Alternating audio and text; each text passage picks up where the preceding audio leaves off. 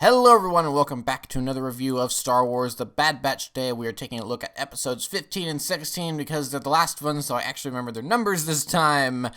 Return to Kamino and Kamino Lost. So as you'll notice, I did not do a review over Return to Kamino last week because when that episode ended, I was sitting there, I'm going, okay, this is a two-parter, I need to wait. So yeah, you're getting a double feature this week, and I'm glad that I waited because Kamino Lost is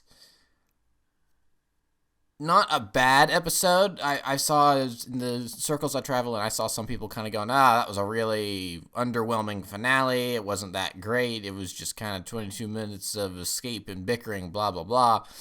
There wasn't any final conclusion with Rampart or anything like that. So there were some... For some people, it seems like there were some expectations that were not met. For me, watching Kamino Lost, it really did feel like that it was 100% a part two to Return to Kamino. So much so that the way the episode started with the opening shots and everything, I kind of am under the impression that script that the scripts for Return to Kamino and Kamino Lost were originally one script that they then, for whatever reason, decided to cut in half. And then we got 2 episodes out of it when otherwise it would have been one longer episode. And had it been one longer episode, I'm not sure... I think people maybe would have been a little more gracious towards it. Because Return to Kamino, I think, is definitely the stronger half of the two, but I don't think Kamino Lost is bad by any stretch of the imagination. But, touting this as this epic 2-part finale of season 1... Yeah, and then Kamino Lost is the episode we get, which again, I'm not saying it's not bad, it's fine, it's good, but it is a little underwhelming compared to the last episode where you have the shootout in the training room, Crosshair killing his, it's like Crosshair just does not care about his random conscripted soldiers that are under his command. He's like, haha, guess what you guys are? You're expendable, and he's like, I'm just gonna kill whoever I like here. So it's like, man, I'm glad we never learned those characters' names because boy, did they get killed off really fast. So, it's like, and there was all that stuff in that previous episode that was really fun, really cool. Just last good action sequence of the season, because in Kamino Lost, with the exception of the turbo lasers from the Venators, I don't think a blaster is even fired in this episode. So there's not much traditional action. I mean, there's that, there's always a bigger fish. There's that monster there for about 2 minutes. Then AZ manages to get rid of it. And then they set off some explosives underwater. And, otherwise there's not, there wasn't much action in terms of traditional, which again, isn't a bad thing. I'm not complaining. It's like, oh, I wanted a blaster fight, blah, blah, blah, blah, blah. No, it's just, it was different. And I feel like if Kamino Lost had been the second half to Return to Kamino, and it's like and it would have been like an hour-long, 44-minute episode or whatever called Return to Kamino, I feel like it would have been a good slow down, we kind of ease our way into this, into the second half of this finale after the very action-packed first half, and then here we are in the second half. We kind of slow it down. We give some time for the character, now that the characters are together, for them to bicker and really kind of talk about their opposing viewpoints about how everything turned out earlier in the season at the beginning of the show and stuff like that. And I think people would have been, I feel like there's maybe some people that would have gone, the second half of this episode was kind of boring, but it was still good, instead of, let's wait a week and then get what we got. So I feel like you really do have to kind of look at these 2 episodes as 2 halves of the same whole, as opposed to 2 separate episodes. It just seems really, really clear to me that that's what it is. Even more so than like other 2-parters that we had in this season, like Braca, because because there was the Braca 2-parter, and then that fed into Bounty Lost, where Cad Bane returned and had kidnapped Omega. And so it's like, is the Baraka story arc a 2-parter, or is that a 3-parter? Because it immediately picks up from there. I don't know. There's some wiggle room with that. And then then there's also, of course, the 2-parter with Ryloth, the Ryloth 2-parter. So it's like, obviously these are stories that split over multiple episodes, like Clone Wars used to do all the time. With they would have their 3-4 episodes arcs. So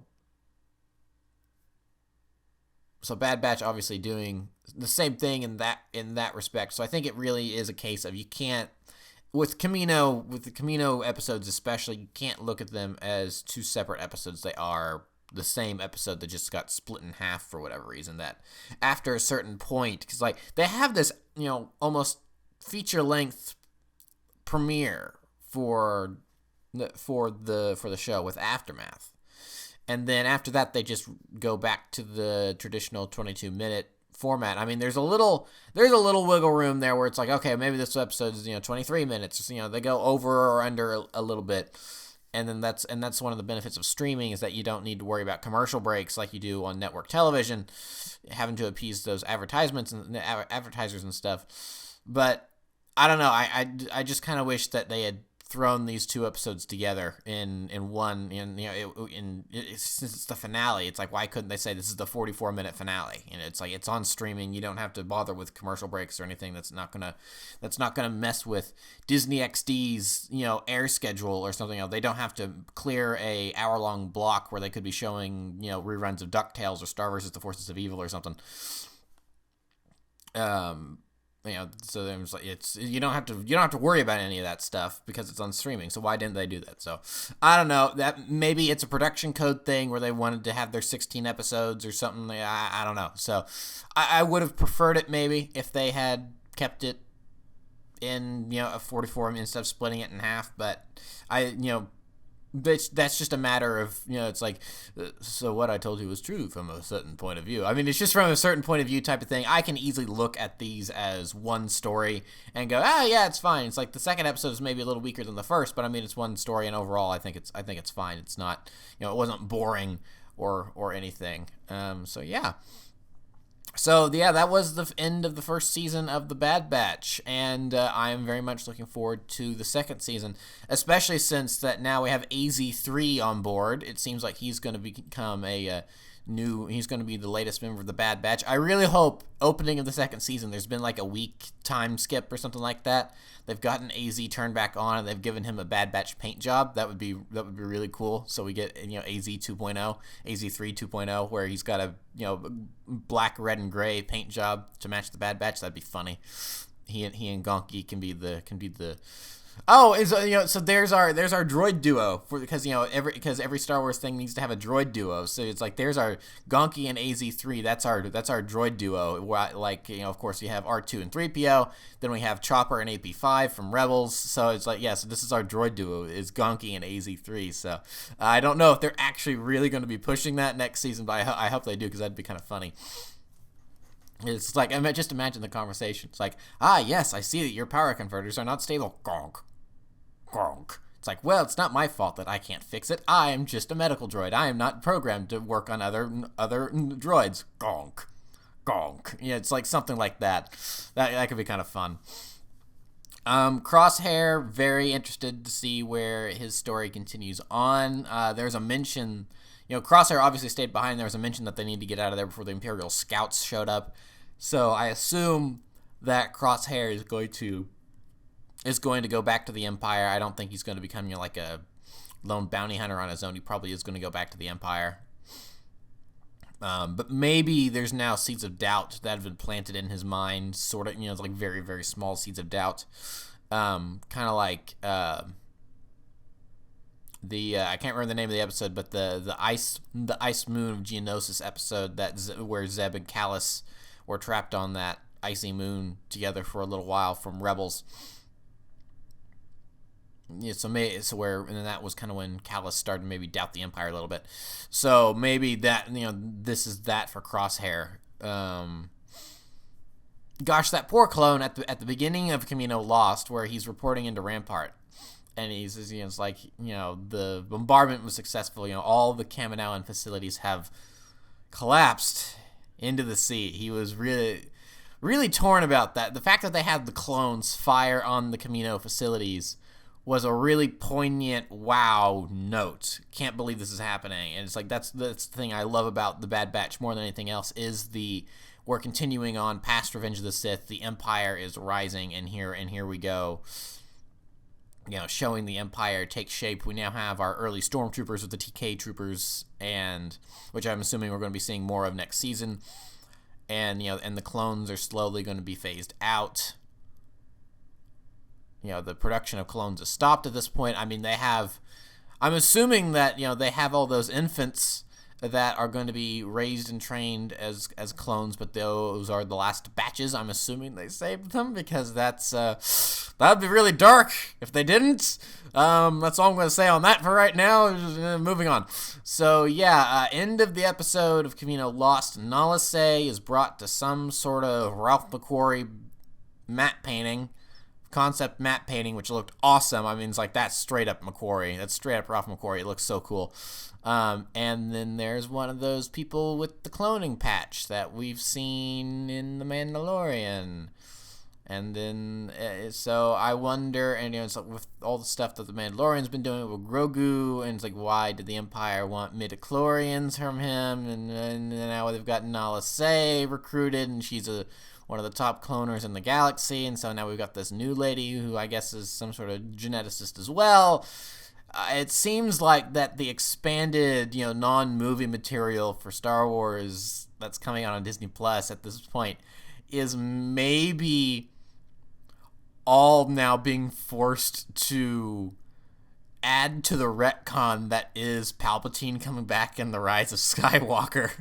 And now all of this expanded material from Star Wars is being forced to prop up that storyline. It's like, okay, we as the other creatives at Lucasfilm realize that J.J. Abrams is an idiot and this makes no sense.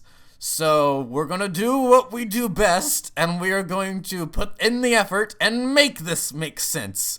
We realize that forcing you to watch 15 different shows to understand one really bad plot point in a movie is not the best way to go about this. But hey, it's Star Wars. We've kind of been doing this for a long time now. So here we go. Let's go. The more and more time passes by, the more I really think to myself, do I actually like Rise of Skywalker? I think I still do, but there's still a lot in that movie that it's like... So yeah, so I guess next season we're gonna get some stuff more on the clones. Like, are we gonna see Grogu next season? I think I speculated about that when the show starts. Like, are we gonna see Grogu in this show? It's like I wonder if we're gonna see him in season 2. So yeah, I really think that's all I have. Because, it's like I said, the 2 episodes were good. I liked them. Crosshair just straight up murdering his squad I thought was actually kind of funny. Because it's like, all right, no, we're not going to follow your orders, Commander. And he's just like, oh, okay. And then, he knew that they were going to do that, so he had his little thing set up. So he just fired one shot, and the blaster bolt ricochets around and goes through, like, all 4 of his troops, like he's Hawkeye. And then they all fall over, and they're dead. I'm like, oh, okay, that was easy.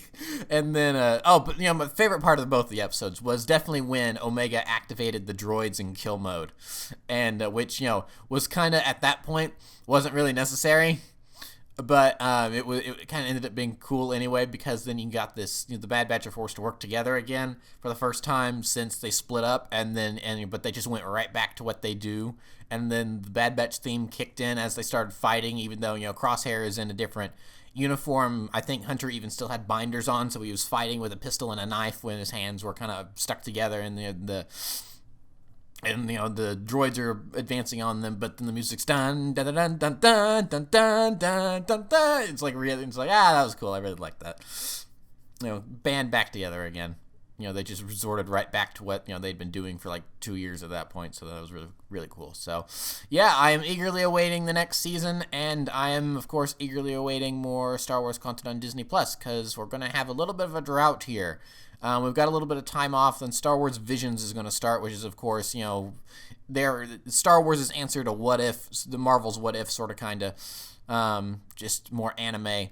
But, none of that's going to be counted towards canon, so that's just going to be kind of like a fun side thing. So, in reality, in terms of the next, big canon Star Wars stuff that we're going to get, I think it's going to be the Book of Boba Fett in December. But, considering how close we are to that, we may be getting a trailer soon.